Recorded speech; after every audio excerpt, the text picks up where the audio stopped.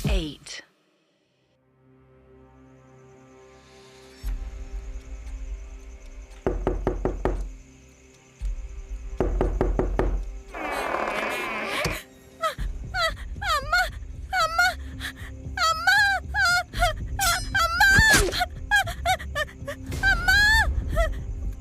क्या हुआ बिटिया, क्या हुआ?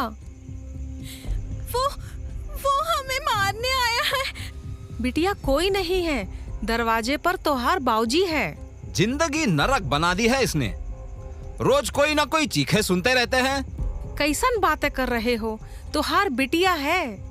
घर पर ही ऐसे बंद पड़ी रहेगी तो खुद पगलाएगी और हमका भी पागल कर देगी। ठीक है, कल से हमार फुलवा स्कूल जाएगी। नहीं अम्मा, स्कूल नहीं। वो वहाँ नहीं है बिटिया, वो मर गया है ना। अब कोई नहीं तुम्हें छुएगा। अपनी अम्मा पर विश्वास रखना। मालती का मन मानता ही नहीं है कि वो बलात्कारी नीरज मोदी स्कूल टीचर मर चुका है। पर दुनिया के लिए वो मर चुका है, कानून के लिए वो मर चुका है। मालती भले ही अपनी शक की सीमा को बढ़ाए, लेकिन सबसे पहले उसे अपनी बेटी की जिंदगी को आगे बढ़ाना होगा। बलात्कार की वो काली सुबह के बाद फुलवा स्कूल वापस गई थी, लेकिन उस स्कूल टीचर के दहशती चेहरे ने उसे ऐसा दौरा दिया कि फिर कभी स्कूल की तरफ मुड़कर नहीं देख पाई। आज 3 साल बाद फुलवा फिर से कोशिश करती है। स्कूल में जाना उसके लिए एक अग्नि परीक्षा से कम नहीं था।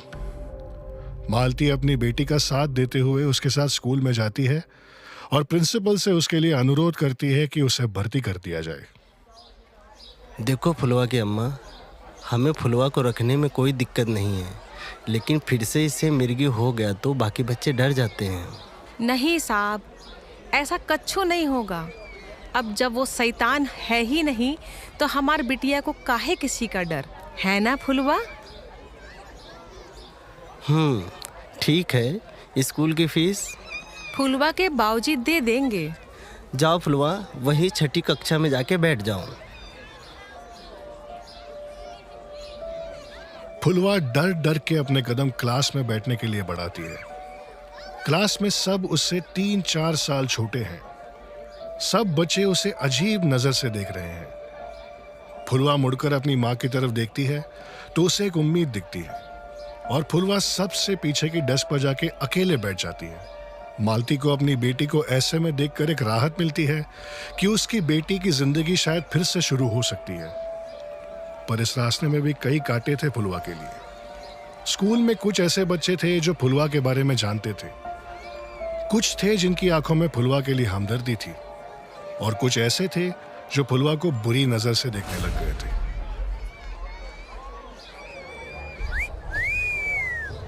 अब तो सारे दरवाजे खुल गए हैं। हम भी आ जाए फुलवा। अरे हमसे काहे शर्माना, हम साथ में ही पढ़ते थे ना। या बस टीचर सर में ही मजे आ रहे थे।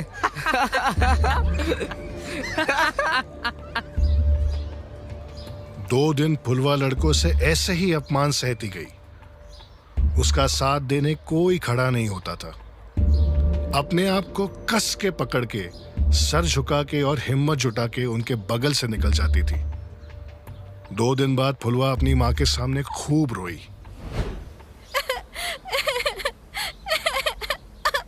अम्मा, हमें स्कूल वापस नहीं जाना। वहाँ पर लड़का लोग बहुत गंदी गंदी बातें करते हैं। हमें बिल्कुल अच्छा नहीं लगता।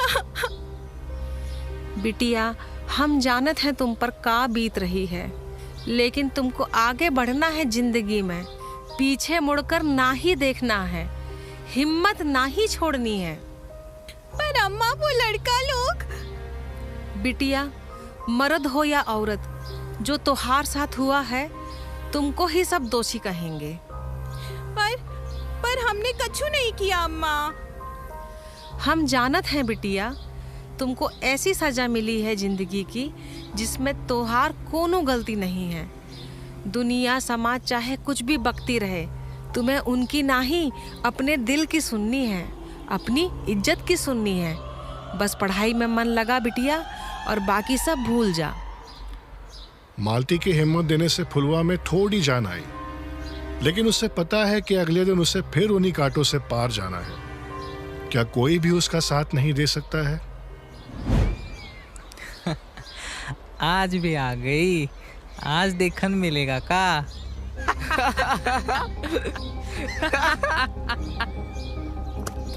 स्कूल में वो घुस ही रही थी कि फिर से वही लड़के फुलवा को छेड़ने लगे। फुलवा के जैसे पैर रुक से गए, एक डर सा बैठ गया था। उसे सब याद आने लगा था।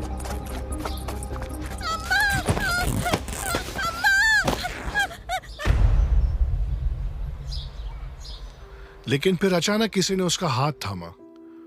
फुलवा घबरा गई, पर जैसे ही उसने उसका चेहरा देखा तो उसकी आंखें भर आई। वो उसकी पुरानी सहेली गौरी थी।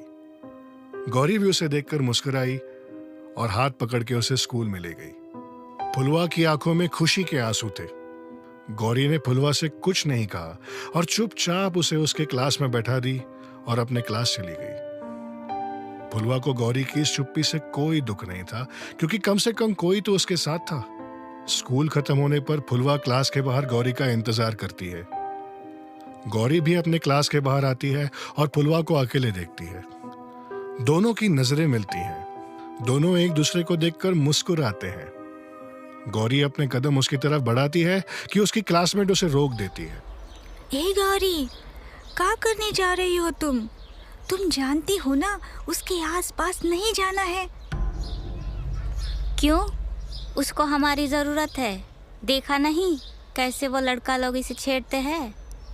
घर पर पता चलेगा तो पता है ना क्या होगा। और तुम्हारी तो शादी भी होने वाली है।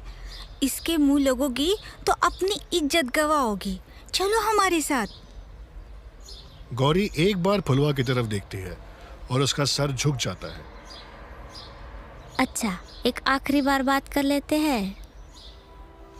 गौरी फुलवा की तरफ कदम बढ़ाती है। फुलवा फिर मुस्कुराती है, एक उम्मीद से उसकी तरफ देखती है, पर गौरी सर झुका के उसके सामने खड़ी हो जाती है। फुलवा को समझ आ जाता है कि कुछ सही नहीं है। फुलवा, हम हमेशा तुम्हारा साथ नहीं दे सकते हैं। हमारी शादी होने वाली है और तुम जानती हो हमारी दोस्ती से हमारी शादी टूट सकती है। लेकिन हम तुमसे यही कहेंगे कि तुम्हें स्कूल में वापस देख के हमें अच्छा लगा। हिम्मत मत हारना फुलवा। हम तुम्हारे साथ खड़े नहीं हो सकते, पर हम तुम्हें हमेशा याद करते हैं। ये सुनकर फुलवा की आंखों से आंसू टपकने लगते हैं, लेकिन एक मुस्कुराहट आती है। वो आखिरी बार गौरी के गले मिलती है। गौरी भी गले लगना चाहती है, लेकिन अपने आप को रोक देती है। फुलवा की बाहों से निकल के वो आगे बढ़ती है। फुलवा उसके पीछे चलती है। बाहर वही लड़के फिर से उसे छेड़ते हैं, लेकिन इस बार फुलवा डरती नहीं और सीधा आगे बढ़कर निकल जाती है। दिन बीते और फुलवा अब रोज स्कूल जाने लगती है। क्लास में किसी से कुछ बोलती नहीं, लेकिन कोने में डेस्क पर अपना अलग बैठ के पढ़ने की कोशिश करती है। फुलवा बिटिया स्कूल गई का? जी अभी 5 दिन से तो जा ही रही है। हम कोशिश कर रहे हैं फुलवा की फीस का इंतजाम करने के लिए। ना ही होगा तो हम अपने सोने की नथनी बेच देंगे। हाँ हाँ, किसी दिन ये घर ही बेच देना तुम फुलवा के लिए। हमार बिटिया के लिए हम कच्छू भी कर देंगे। पाताल लोक में खुदाई भी बाकी है। तुम फिर से शुरू हो गई? अरे वो मर गया है, मरे हुए को का सजा दोगी? निर्मला का मौत पर उसका पति अभी तक हम पर थूकता है। हमार मन कहता है वो शैतान जिंदा है, उसी ने निर्मला को मारा है। अब ना ही कोई मुंह खोलेगा, ना कोई साथ देगा। कहां से लाओगी सबूत? भगवान खुद सच्चाई हमार सामने लेकर आएगा।